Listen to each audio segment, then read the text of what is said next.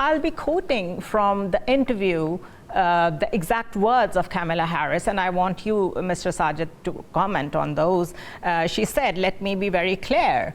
I'm unequivocal and unwavering in my commitment to Israel's defense and its ability to defend itself. And that's not going to change." She is adamant that she is going to almost follow the same policy as Joe Biden. How do you reflect on it? First of all, I wanted to share with you what this interview was, how it has seen. Matter of fact, it was nothing but looks like her campaign media propaganda show. Matter of fact, the way they portray her, like marketing, like it seems like CNN was either paid to do this thing. Second thing is this, the Kamala Harris, what the interview was about. All her favorite questions were asked, the way she wants to handle it. And what is her stand on Gaza? It depends on who she is talking to. If the Gazans are standing in front of, if the people standing in front of her protesting against Israel, she will say that we will embargo Israel and we will stop sending the ammunition. And if the political correctness is needed, then she will offer the packages. Right now, the Biden administration has given $20 billion package maybe like 3 weeks ago. So the thing is this, the Kamala Harris does not know what is going on, and she has a full support of CNN and left-wing media enterprise. And frankly speaking, that interview was not the way it's supposed to be. Not a single relevant question was asked. Not a single relevant answer was given. And this is a tragedy. This is a setback to the American politics and American voters. First of all, it was a short-handed candidate change during the campaign. After all the speeches done by the Republicans and everything, suddenly the candidate changed. That is a setback to American democracy. And second and third thing is this: the media is shielding her. Not only shielding her, but the White House at the same time. Kamala Harris does not know where the Gaza is, frankly speaking. The way she was a border czar here, and you have to remember that.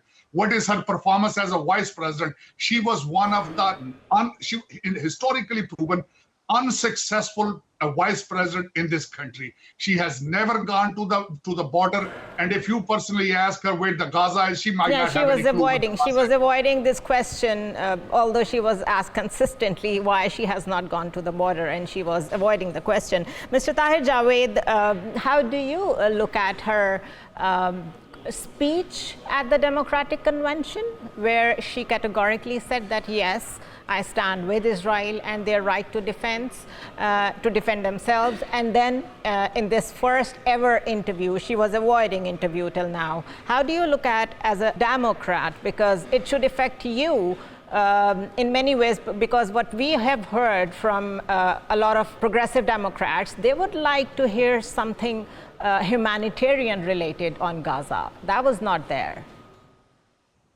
Well, during her speech in the convention, I would personally say it was a pretty balanced speech.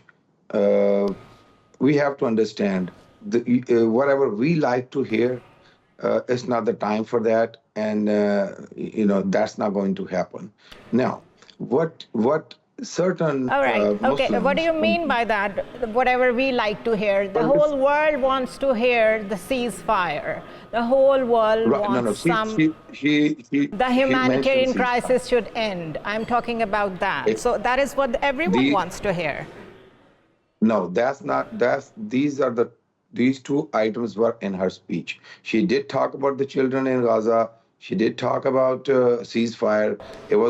I would say the speech was maybe 45% conversation about Gaza and maybe 55% on the subject for Israel. And this is the first time ever anybody has seen in a convention a presidential candidate would speak and keep the balance tilted towards like 45% about Palestine or any issue which is not popular issue when it comes to or talking against Israeli government's wishes. This is the first time it ever happened. Nobody ever spoke What this has much. she said? What has she said that you would She categorize as? Okay, listen to me.